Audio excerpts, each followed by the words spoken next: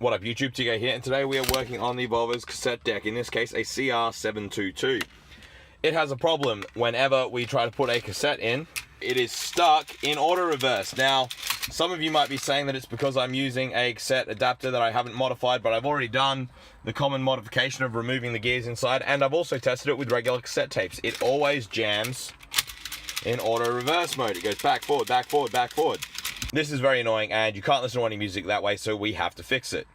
How do we do that? Well, there's probably a bunch of different ways. There's probably a proper way involving sorting out the clutches that detect auto reverse. We're not gonna do any of that.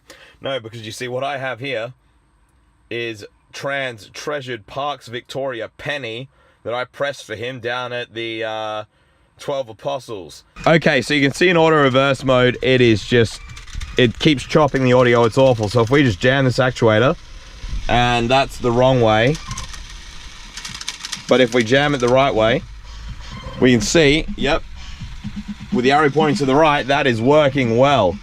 We can actually listen to the music. So obviously, with it jammed in the correct orientation, with the arrow pointing to the right on the screen, it all works, but that's too high for us to actually fit the case back on the tape deck. We're just gonna fold it over, put it back in, and we'll be good to go. All right, she's bent up. There she goes. That'll be good. Now we can put the case back on and listen to some banging tunes. All right, well, let's go ahead and give it a test. Oh my God!